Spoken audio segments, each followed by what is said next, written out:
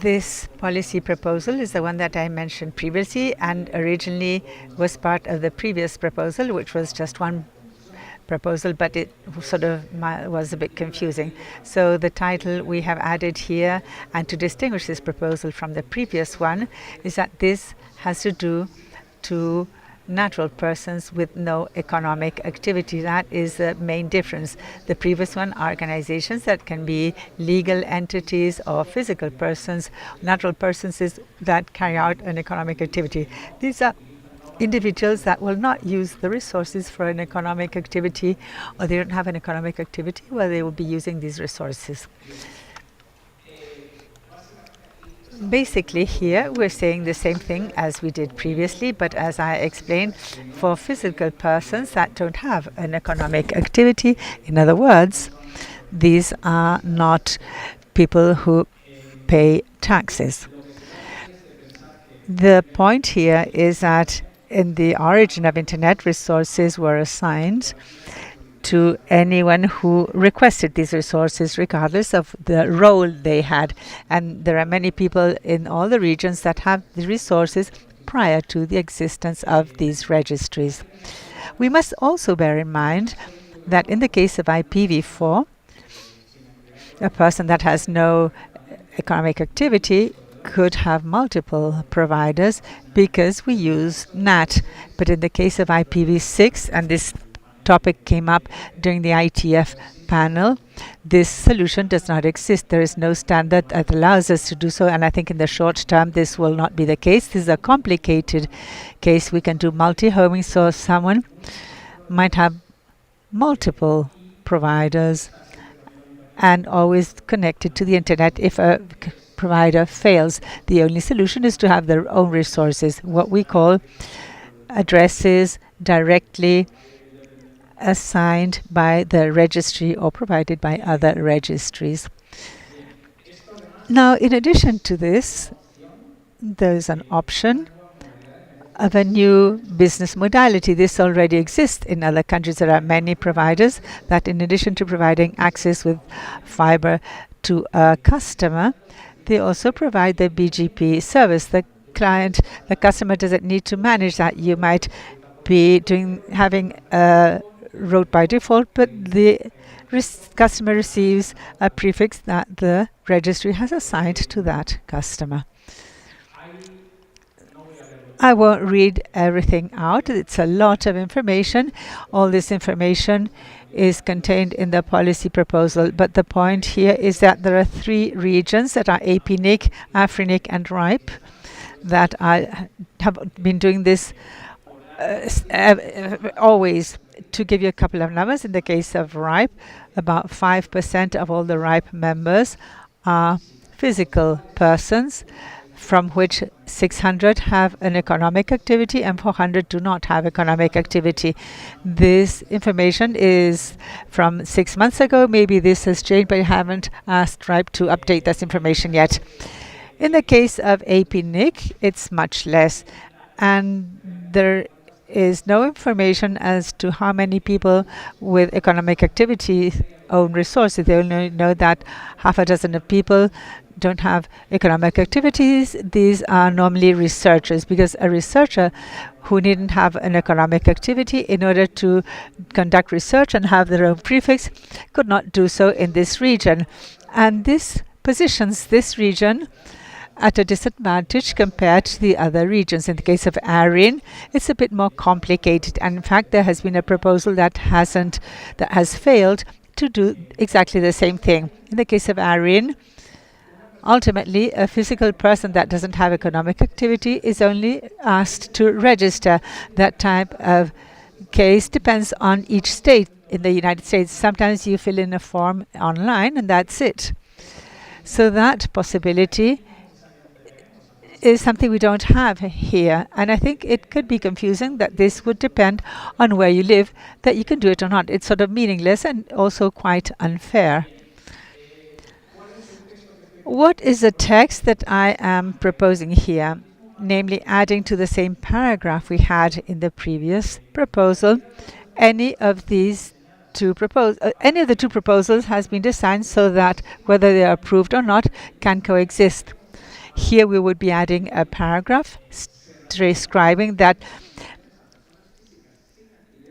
assignments will be done or distributions to physical persons, whether they are legal residents or not in the LACNIC region, for the use mainly in the region. For the mainly in the region is something that has been already defined, so I'm not going to explain the percentage. If I'm not mistaken, this is a proposal that was approved many years ago, stating that more than 50% should be used in the region, or at least 50% should be used in the region itself. And then, based on a comment that arose when we discussed this proposal in the previous LACNIC meeting, adding a note, this is just a reminder that the allocations or assignments done by LACNIC are to a given holder and under the originally justified conditions involving the maintaining compliance with the current policies. If the holder changes, this could be considered a transfer or might require reassessing the justification or the recovery of these resources. Why do I insist on this paragraph? Because what was commented is what would occur if an individual dies. And this situation, we must realize, is equally valid for people who have no economic activity or with economic activity. So in those cases, the person who inherits the rights or the right to own these resources cannot be distributed if these are siblings. This is just a reminder to bear this in mind. I insist that this issue occurs exactly in the same way if the natural person has an economic activity or not. But we must highlight here, this here. I think I mentioned this already over here. And having said that, that would be the end of my presentation. Thank you, Jordi. I need to have the script. Just a minute. Now let us do the LACNIC impact analysis. Franco Cabrera.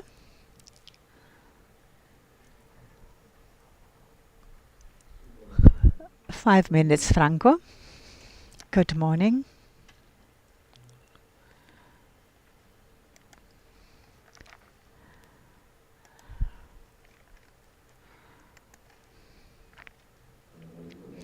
As Thomas said, we're going to conduct the impact analysis of this proposal.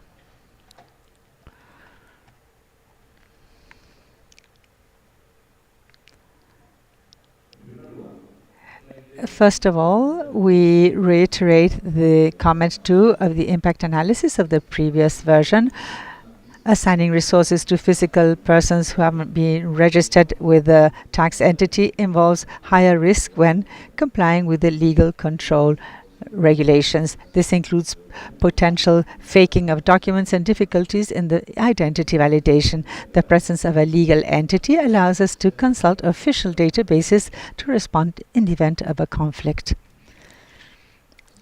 Secondly, specifically, dealing with physical persons that haven't been registered requires due diligence in an intensified way to comply with the current regulations on preventing money laundering, fighting against terrorism, and the proliferation of massive weapon destruction.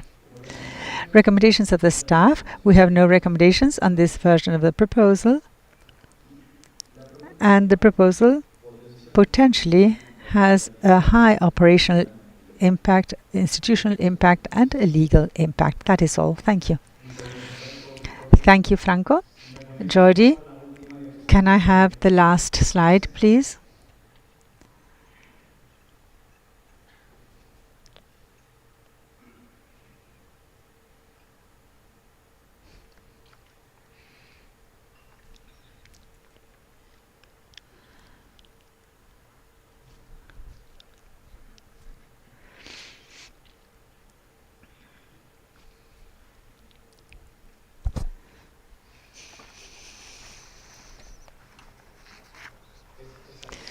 Yes, that one.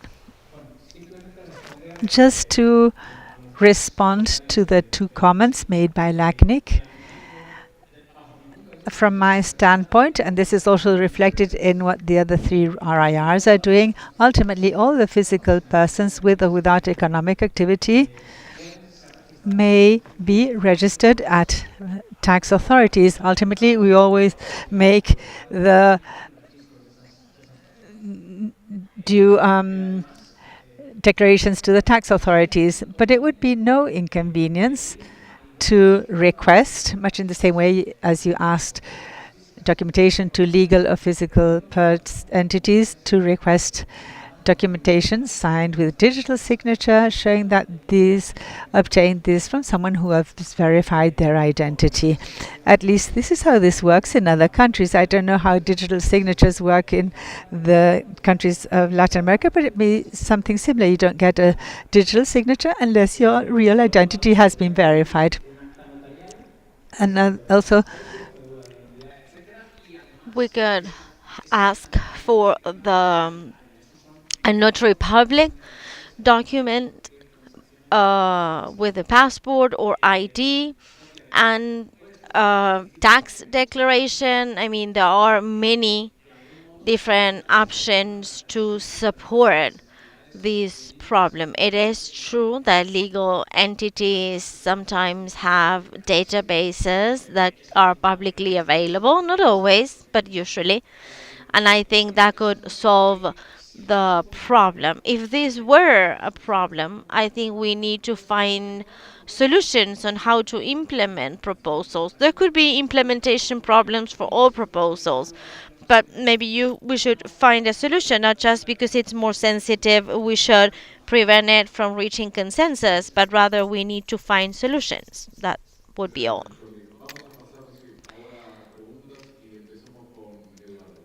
Okay, let's go to question.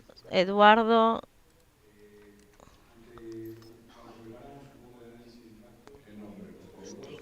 Eduardo Jimenez, LACNIC's legal advisor. When I saw the proposal and it was stated that this is done in the other RIRs, I reached out to my colleagues in ARIN, ABNIC, and RIPE, and I want to say that that is not correct.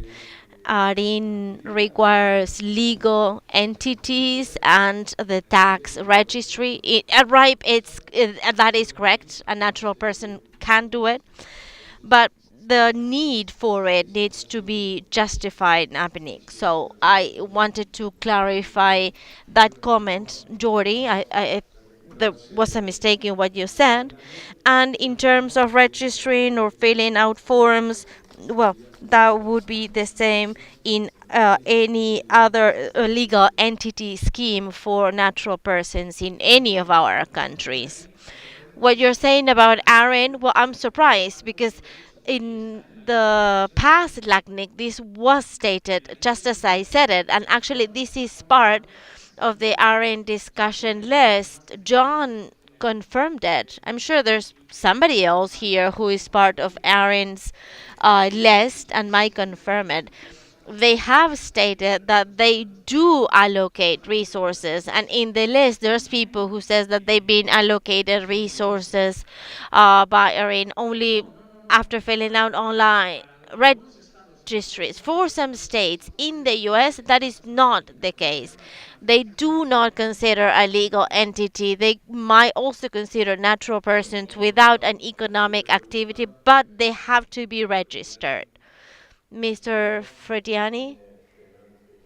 Good morning. My name is Fernando Frediani. I have some comments and questions. The first one. Well, the proposal is interesting from a technical standpoint to provide certain independence for people who maybe want to have their own resources so they can maybe also change suppliers when the case may be, and to do so more easily without the need for remuneration. I mean, that is interesting. Now, IPv6 multi-homing for bandwidth connections. Well, in this case, although we would need a BGP session, we know that multi-homing with IPv6 is very difficult nowadays for those connections. So in that sense, it would also help. My main question is, what would be the difficult aspect from an operational standpoint, if a significant number of people were to request it, how much this would be charged? Could people be able to vote in the assembly? So how complex it is from an operational standpoint, costs, and how we would consider these people under LACNIC. Those are my questions. And another concern is when we are speaking about a person without an economic activity. By that I mean that there's not necessarily a justification for the need to be used. I don't know if a hobby can be considered as a need for use, as well what we are generally used to contemplating. So how can we identify that need for use when we are considering these potential cases? How could we distinguish both scenarios? Whether it is possible to reasonably justify the need for those resources. Am I making myself clear? Yes, I understand. Well, I will reply to you and Eduardo. Well, basically, the proposal in is a part of the manual does not speak about the justification. The justification is just the same that we have right now. We're not saying without justifying the need, we're going to allocate resources. No, you need to justify. You might say, I'm a researcher, I'm a hobbyist, and I need a /48 for this and that. That would be the justification of the need. It's just as it's stated right now. This proposal is not looking to modify that. What we want is to allow researchers that do not research as part of their economic activity, but they need their own resources. There are other cases that I just mentioned in the IETF panel about multi-homing and the technical difficulties with IPv6, is that we're going to increasingly see more people, and we could use other examples, that need to be constantly monitored medically maybe, and they cannot rely on a single condition, and the solution would have to have multiple conditions.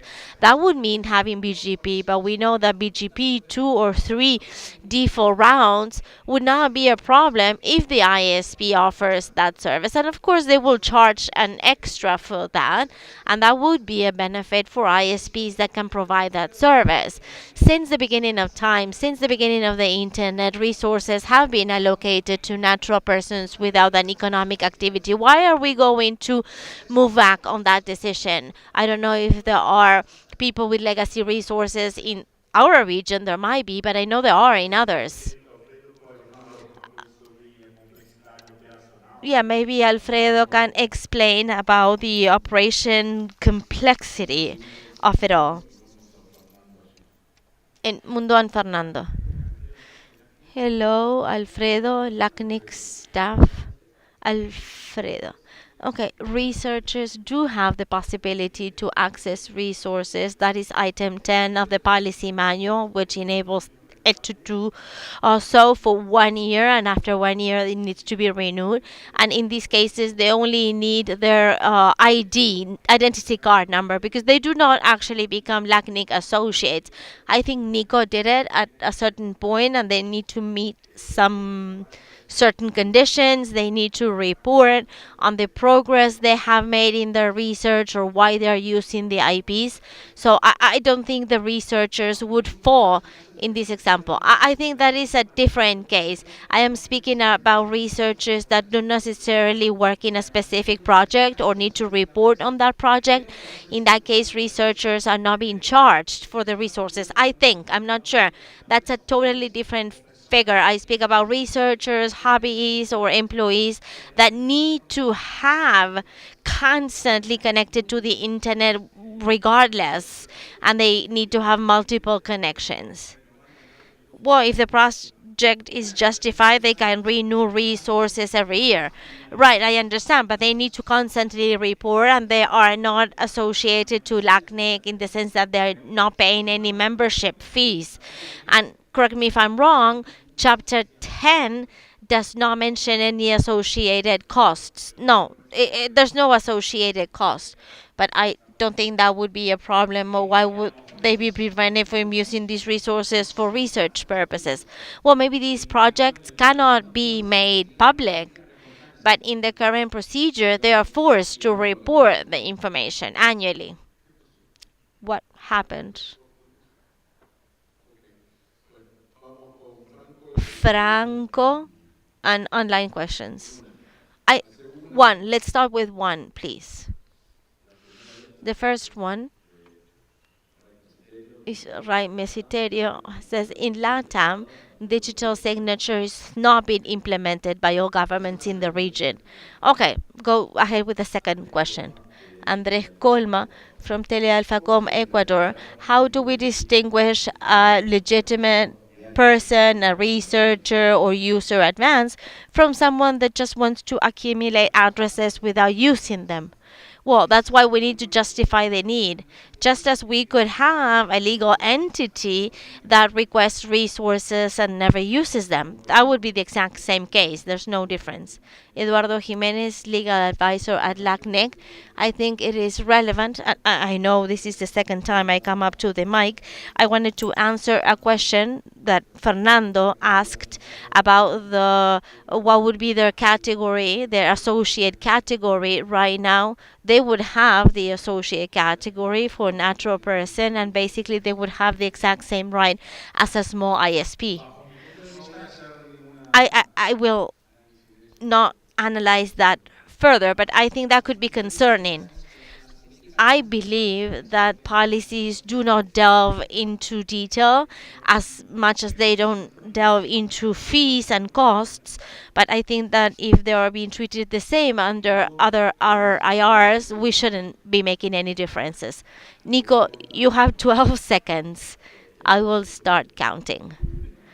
There's a lot of people here. I cannot gesture anything to you, Nicolas Antoniello, on my own behalf. I'm not representing any organization in particular. In favor or against? Against. I'm against. First, Alfredo already explain IP addressing for research or training.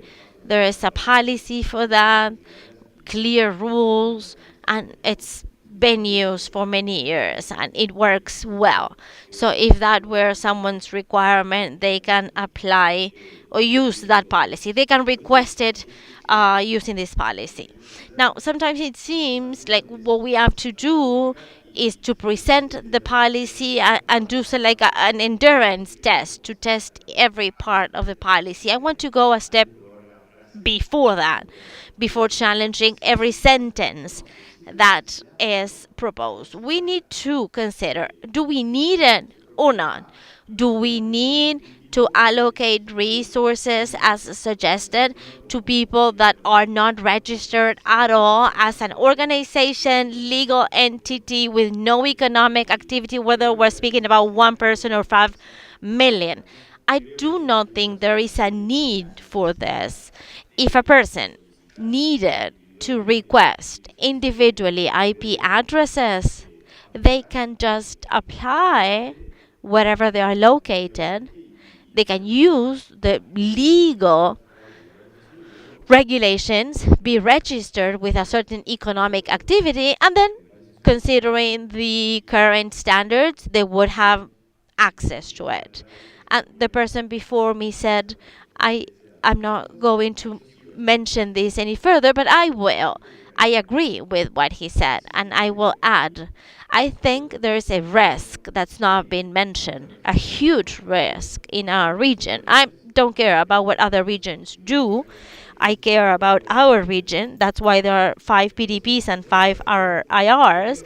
But in our region, I think that would pose a big risk, like RIR hijacking or the addresses, registering addresses for criminal or malicious purposes. That would be very simple if I, as a natural person who's not registered at all, as any entity, there are risks. And finally, from a technical standpoint, Jordi, I am sorry to say that there are different ways of doing multi-homing without BGP, but let's not make it a technical discussion. Let's not use technical explanations to justify the implementation of these policies. I fully disagree from a technical standpoint, but we won't go into that. But I challenge you to prove it. Please do prove it. You can prove it under the list. In terms of votes by membership, the policy should not address that.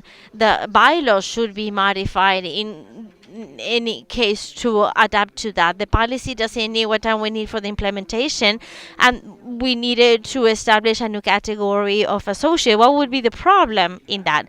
And again, justifying that they need resources if you're not a hobbyist based on the category stated in the manual, that is not possible. If you depend on multiple links, for example, for medical reasons, I do not think, but well, we should review it and have LACNIC analyze it. I do not think that the current policy manual would allow that person to request resources.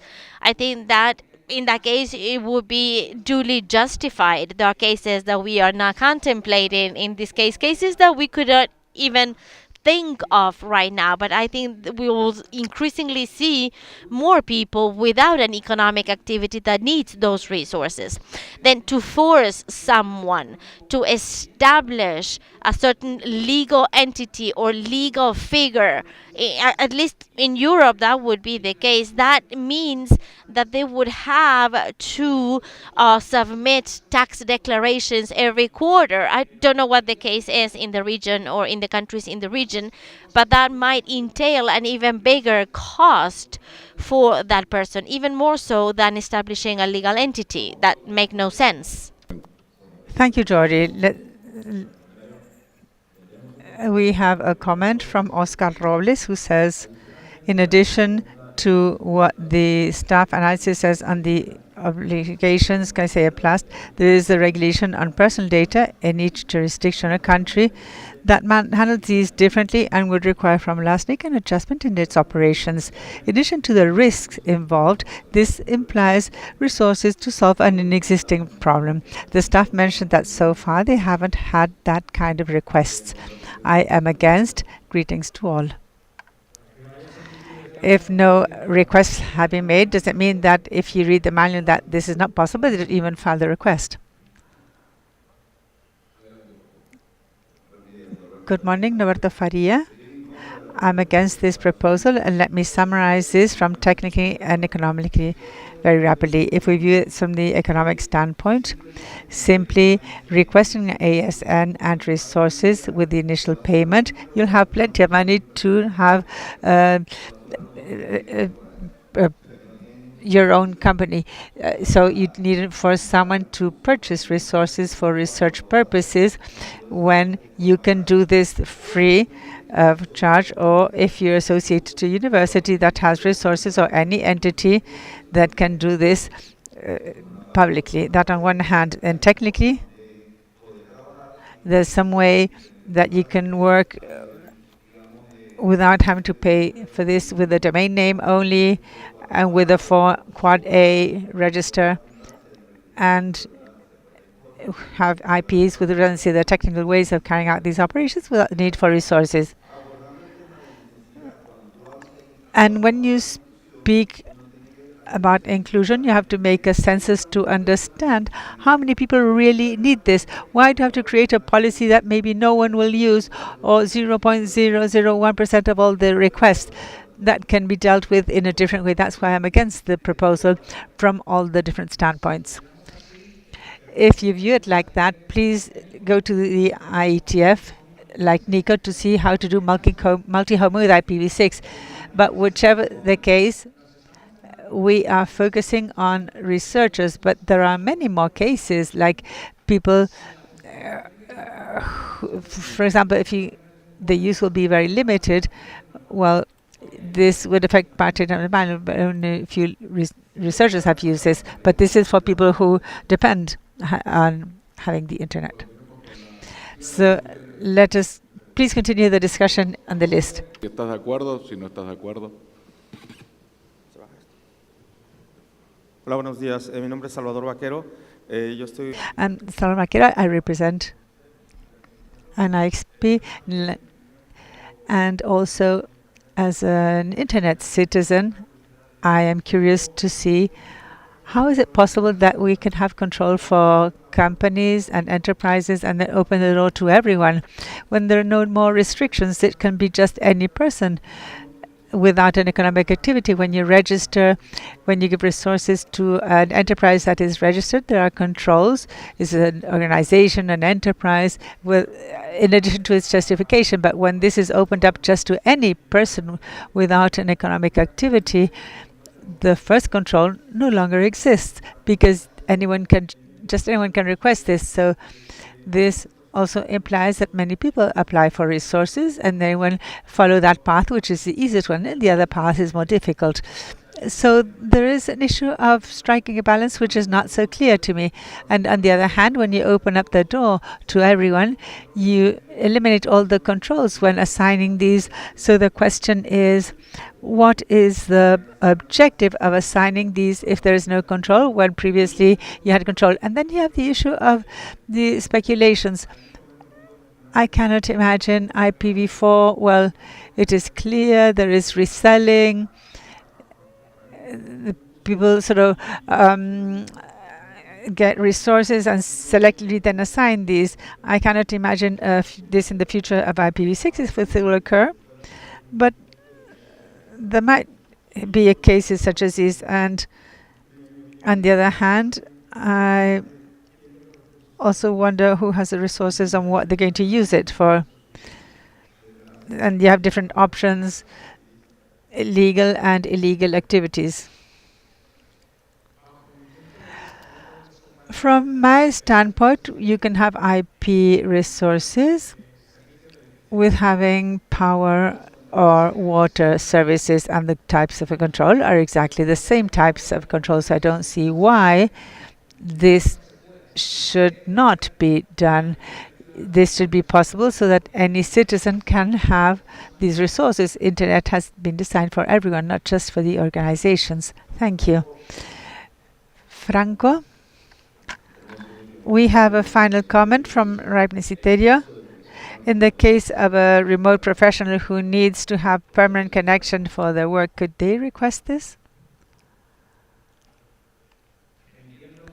I understand that although the question should be answered by the staff, but I think they should resort to that professional.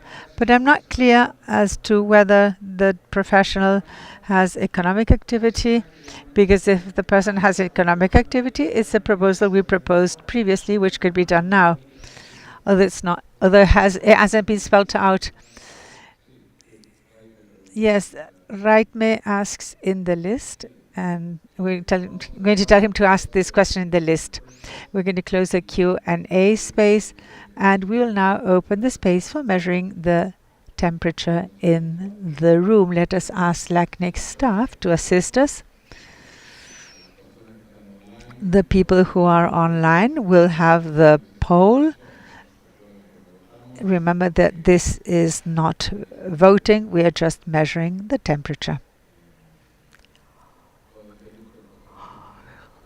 So please let me know once the staff is ready to measure the temperature.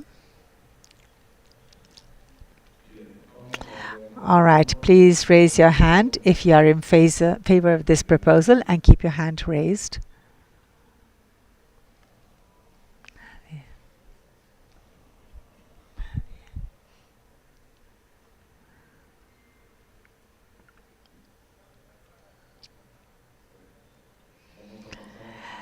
Now let us see who is against this proposal.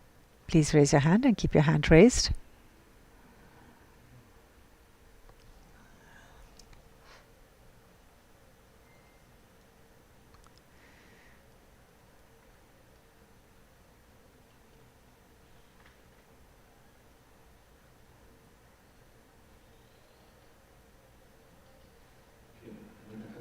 Thank you very much.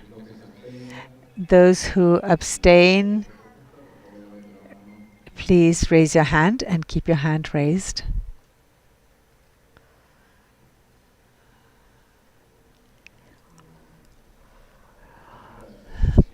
Thank you. The proposal LAC-2025-1 version 2 is still under discussion. Please send your mails to the mailing list, your questions to the author. Please mention whether you're in favor or against, or if you abstain. The discussion finishes on October 22nd, 2025. So this proposal will continue being discussed in the list. The next proposal is 2023-7. The title of this proposal